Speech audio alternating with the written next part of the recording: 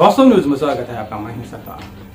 विजयपुर शहर के चट्टान एक शहर, नामी शहर। अब वहां पर एक बीजेपी का प्रचार, बसनगौड़ा पाटिल एथनाल विजयपुर के एमएलए।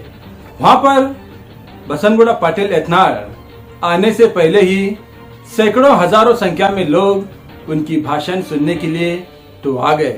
तो ऐसा ही सारे कर्नाटक में बसनगौड़ा पाटिल एथनाल के भाषण सुनने के लिए जनता टूट पड़ती है, ताकि कर्नाटक में जिस भी कोने में जाओ वहां पर इनकी भाषण सुनने के लिए खूब लोग जम जाते हैं। अब उसी तरह विजयपुर जिला के चट्टान शहर में वहां पर भी उन्होंने खूब भाषण की, मगर इलेक्शन के मोमेंट में भाषण कर कर कर करके बसनगौड़ा पाटिल एथनाल थक गए हैं। थक जाने के बावजूद भी जनता उनको नहीं छोड़ पा रही, ताकि हिंदुत्व के मोहब्बत प्यार रखने वाले आज उन्होंने जबरदस्ती जिंदगी में पहली बार बसनगौड़ा पाटिल एथनाल इतने राजनीति में इतने सालों के बाद चट्टान शहर में जाकर वहां पर खूब भाषण की। ताकि भाषण ये की ताकि कोई भी हिंदू धर्म में कोई भी जाति धर्म का हो, वो हिंदू धर्म ही है, एक ही धर्म है। अब अपने अपनों में झगड़े करने लग गए तो आखिर हिंदू धर्म को बचाएगा कौन? सनातन हिंदू धर्म कायम रखना है तो नरेंद्र मोदी को उनको जीत लाने की हमें सब बीजेपी को मतदान खूब करना है। बसनगौड़ा पाटिल एथनाल ऐसे बहुत सारे बात किए, मगर ये बात पहले कभी नहीं हो पाती थी। मगर अब छत्रपति शिवाजी महाराज उस वक्त जब उन्होंने कोई भी जात धर्म नहीं देखा, सिर्फ एक ही धर्म मानते थे, चाहे दलित हो चाहे कोई भी धर्म का हो, सिर्फ हिंदू धर्म का हो, तो उनके लिए उनकी तलवार उड़ जाती थी। ताकि उनका यही सोच समझ था छत्रपति शिवाजी महाराज का सनातन हिंदू धर्म के लिए ही बचपन से ही लड़ना, दाव पेच सीखना, क्योंकि उनके माता जी का इसमें बहुत बड़ा आशीर्वाद था। सबसे बड़ा आशीर्वाद माता देवी का, माता दुर्गा देवी, माँ भवानी का, उनको रूबरू उनको दुआ किया, आशीर्वाद भी किया और रूबरू उनको अपनी ही एक तलवार दे दी, ताकि ये तलवार जब भी उड़ता है धर्म के लिए उठाना है और सच्चाई के लिए ये तलवार उठाने के लिए उन्होंने साथ सीधा उनको रूबरू मिलकर ये तलवार देकर आशीर्वाद दे दिया। ताकि आज वही बात बीजेपी के सब लोग आज वही नक्श और कदम पर छत्रपति शिवाजी महाराज के, जब उन्होंने हिंदू धर्म के लिए लड़ते थे, ताकि हिंदू धर्म में ही छोटे मोटे कोई भी जात धर्म हो, मगर नहीं सोचा करते थे, सिर्फ उनका तलवार उठाना एक ही था, वो है सनातन हिंदू धर्म के लिए ही उनका तलवार उठता था। उसी तरह छत्रपति शिवाजी महाराज के नक्श कदम पर सारे हिंदू धर्म के लोग अब उसी नक्श कदम पर चलने लगे। आज वही नक्श कदम के जो छत्रपति शिवाजी महाराज जो चलते थे, आज हिंदू धर्म के लिए लड़ते थे, आज उसी तरह बसनगौड़ा पाटिल एथनाल एक छत्रपति शिवाजी महाराज के ही नक्श कदम पर चलकर आप उन्हीं की तरह से भाषण करते हैं। देखेंगे एक रिपोर्ट में।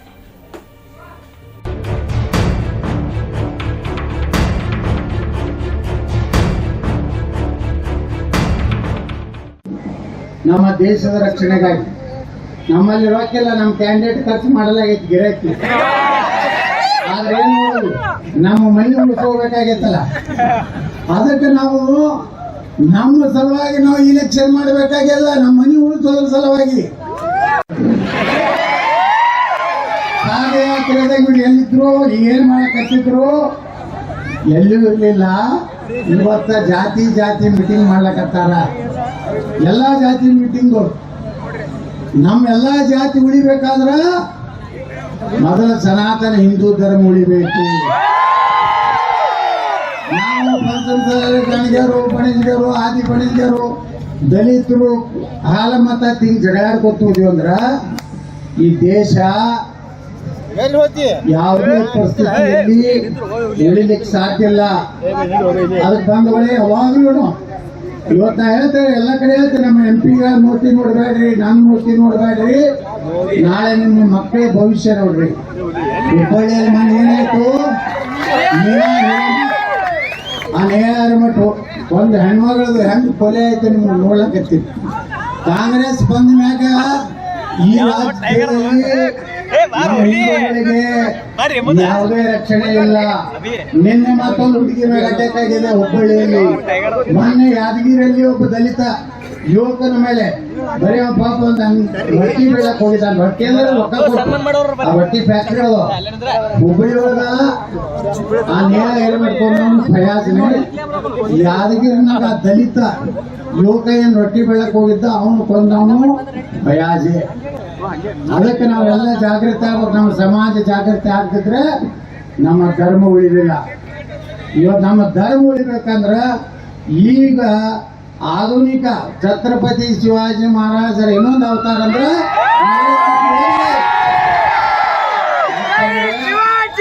ಎಲ್ಲರೂ ಕೂಡಿ ಅವಾಗ ಏನ್ ಹೇಳಿದ್ರು ಲಸಿಕೆ ಹಾಕಾಗ ಇದು ನರೇಂದ್ರ ಮೋದಿ ಲಸಿಕೆ ಐತಿ, ಹಾಕೊಂಡ್ರೆ ಗಂಡಸ್ತನ ಹೋಗ್ತದ,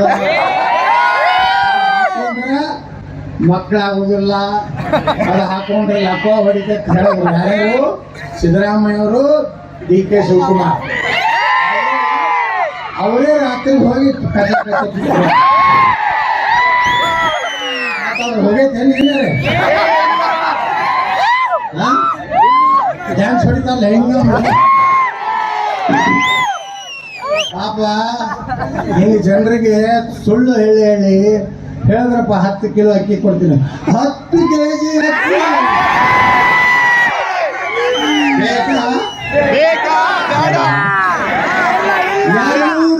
ಉಚಿತ, ಟಾಟಾ ಪಾಟೀಲ್ ಉಚಿತ, ಮಾದೇವಪ್ಪನಿಗೂ ಉಚಿತ, ನಿಮಗೂ ಉಚಿತ, ನನಗೂ ಉಚಿತ. ಗಂಟಿ ಈಗೇನ್ ಹೇಳಕತ್ತಾರೆ 100 ಯೂನಿಟ್ ಉಪಯೋಗ ಮಾಡಿದ್ರೆ 10 ಯೂನಿಟ್ 10%. ನೀವು ಬಾಯಿಲಿ ಏನ್ ಹೇಳಿರಿ 200 ನಾವ್ ಎಟ್ರೆ ಉಪಯೋಗ ಮಾಡಲಕ್ಕ ನಾವು 198 ಊರು ಮಾಡ್ಲಿ 200 ಮಾಡಿ. ನೀವು 200 ಯೂನಿಟ್ ಕೊಡ್ಬೇಕಾಗಿತ್ತಲ್ಲ, ಇಲ್ಲ. ಹೆಣ್ಮಕ್ಳಿಗೆ ಫ್ರೀ ಬಸ್ ಪಾಸ, ಗಂಡಸರಿಗೆ ಡಬಲ್. ನಾವು ಗಂಡಸ ಮಕ್ಕಳು ಏನ್ ಮಾಡ್ಬೇಕು? ಮನ್ಯಾಗ ರೊಟ್ಟಿ ಮಾಡೋರಿಲ್ಲ, ನಾವು ಸ್ವಲ್ಪ ಇದ್ರ ಜಾತ್ರೆ ಹೊರತಿ ಜಾತ್ರೆ ಐತ್ರಿ ಹೋಗ್ತಿರತ್ ಹೋಗ್ಬಿಡ್ತಾರ. ರೊಟ್ಟಿ ಮಾಡೋರ ಸ್ವಲ್ಪ ಧರ್ಮಸ್ಥಳ ಕೊಡ್ತಿರತ್ ಹೋಗ್ತಾರ. ಈಗ ಪಾಪ ಅವ್ರಿಗೆ 2,000 ಕೊಡ್ತಿರೋದು, ನಮ್ಮ ಧಾರವಾಡ ರೇಟ್ 50 ರೂಪಾಯಿ ಏರ್ಸ್ಬೇಕು. ಅವ್ರಿಗೂ ಒಂದು ಸ್ಟ್ರೈಕ್ ಆಯ್ತು ಬೆಳಗಾವ, ನಮ್ಮ ಒಳಗಡೆ ಅನ್ಯಾಯ ಆಗೈತಿ, ನಮ್ದು ರೇಟ್ ಇಳಿಸ್ಬೇಕಂತೇಳಿ. ಹಿಂಗ ಯಾವುದೇ ಯೋಜನೆ ಶಾಶ್ವತ ಅಲ್ಲ.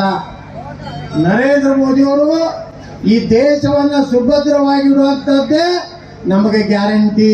ಹೌದು, ನಾವೆಲ್ಲ ಸುರಕ್ಷಿತ.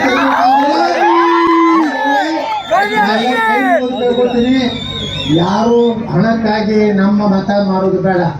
ನಾವೆಲ್ಲರೂ ಕೂಡಿ ನರೇಂದ್ರ ಮೋದಿ ಅವರಿಗೆ ನಾಳೆ 7ನೇ ತಾರೀಕಿಗೆ ಯಾರು ರೊಕ್ಕ ಇಟ್ಟೆ ಕೊಡ್ಲಿ ಏನೇ ಕೊಡ್ಲಿ ತಗೋರಿ,